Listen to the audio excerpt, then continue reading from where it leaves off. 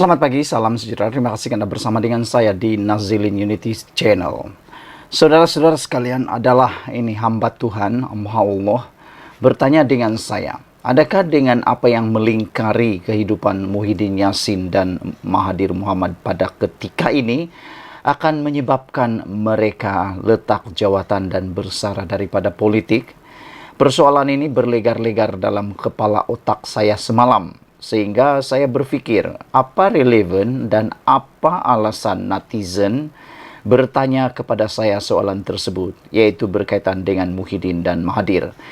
Perkara pertama, soalan pertama mereka yang amat menarik perhatian saya ialah mereka bertanya, sejauh mana Muhyiddin akan bertahan sebagai Presiden Parti Bersatu? Mereka bertanya, kenapa Muhyiddin Yassin yang merupakan presiden hanya sebagai penasihat kepada Perikatan Nasional, manakala ketua kepada WIP pembangkang pula ialah Hamzah Zainuddin? Itu saya kurang ambil berat sangatlah, sebab itu hal dan urusan mereka.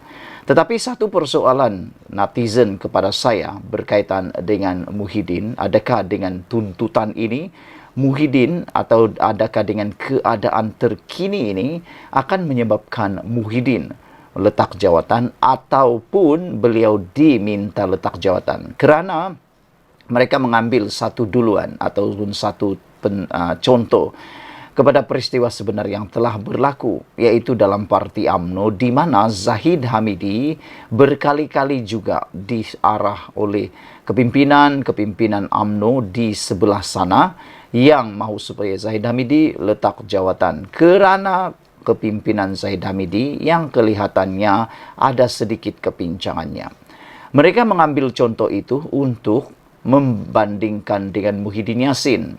Mereka kata Muhyiddin Yassin sekarang ini pun mula menunjukkan beberapa perkara yang tak disukai oleh akar umbi.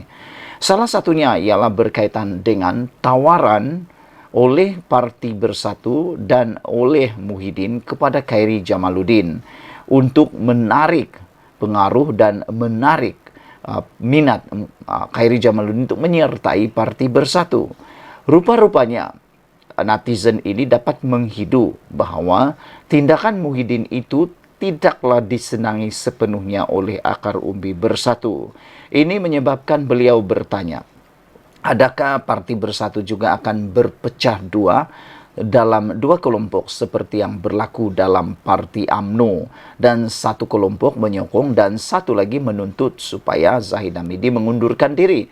Adakah ini juga akan berlaku kepada Parti Bersatu, yaitu ada kelompok yang akan menuntut Muhyiddin Yassin meletakkan jawatan? Kerana sekarang ini Muhyiddin Yassin adalah dalam situasi yang sama dengan Zahid Hamidi dalam kluster mahkamah. Saudara-saudara, akar umbi Bersatu sebenarnya tak senang dengan tawaran Muhyiddin kepada KJ. Akar umbi Bersatu meluahkan rasa tidak senang hati apabila Khairi Jamaluddin ditawarkan kerusi dalam majlis pimpinan tertinggi MPT Parti kerana merasakan ada individu lain lebih layak untuk jawatan itu. Selain daripada itu, ada juga netizen ataupun akar umbi yang menyatakan bahawa mengapa orang yang baru masuk dalam Parti Bersatu dah tiba-tiba mempunyai jawatan tertinggi. Mereka merujuk antara contoh ialah Azmin Ali. Beliau adalah ahli Parti Baru Bersatu. Tetapi apabila Azmin masuk saja dalam Parti Bersatu, terus dapat jawatan tertinggi. Mereka kata bagaimana dengan orang yang pada mula-mula dahulu adalah antara orang terawal yang bersusah payah, berjerih payah, bertitik dan perlu dan berkorban wang ringgit, masa dan sebagainya untuk membangunkan Parti Bersatu, tapi tidak pula dapat jawatan yang sepatutnya. Dua pemimpin bahagian yang enggan mendedahkan memberitahu FMT tawaran itu tidak disambut baik kerana Khairi bukan ahli Bersatu. Terdapat ramai individu lain yang bekerja keras untuk parti mendapatkan tempat itu, dan kini ia ditawarkan kepada seseorang yang belum menjadi ahli Bersatu, kata seorang ketua bahagian Selangor. Beliau berkata, walaupun Presiden Bersatu Muhyiddin Yassin mungkin membincangkan perkara itu dengan pemimpin kanan, Parti juga sepatutnya melibatkan akar umbi dalam perbincangan sebelum mengumumkan tawaran itu. Apabila tiba pilihan raya, akar umbi yang paling banyak melakukan kerja daripada bercakap dengan pengundi sehingga memasang bendera dan sebagainya. Nampak tidak elok apabila keputusan sebesar ini dibuat tanpa mendengar suara akar umbi, katanya. Seorang lagi pemimpin bahagian dari Negeri Sembilan menjangkakan parti akan menawarkan Khairi kerusi pada PRN jika beliau menerima tawaran Muhyiddin. Ini akan mengecewakan ramai ahli yang mungkin berharap diletakkan sebagai calon pada PRN, katanya. Tindakan sedemikian mungkin menimbulkan protes dalaman dan mengancam perpaduan parti, tambahnya.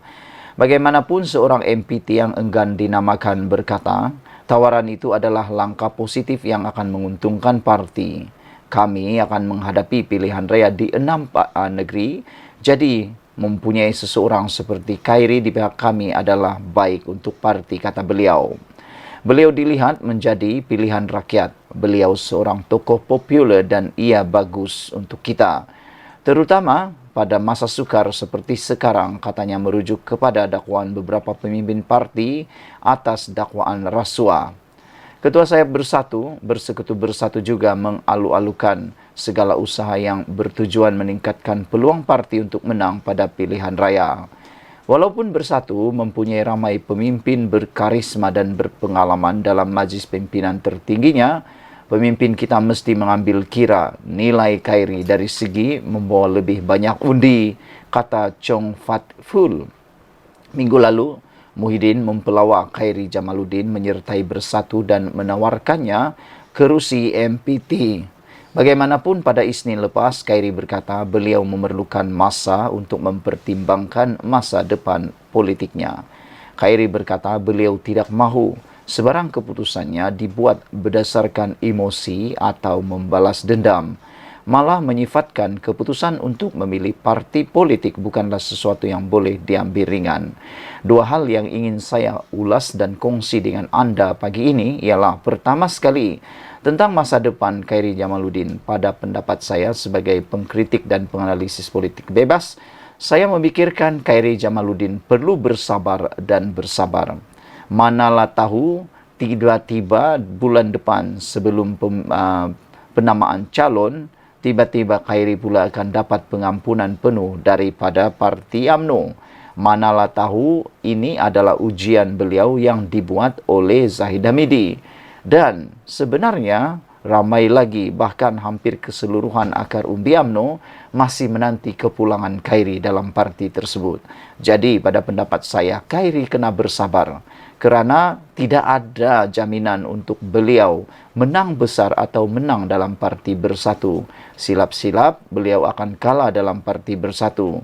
Selain daripada itu, saudara-saudara sekalian, perkara kedua yang saya ingin ulas ialah apabila Khairi mengatakan beliau membuat keputusan bukan berdasarkan emosi dan bukan membalas dendam. Sekian dulu untuk kali ini. Jangan lupa tinggalkan komen Anda, tekan butang subscribe. Kita jumpa lagi. Bye-bye.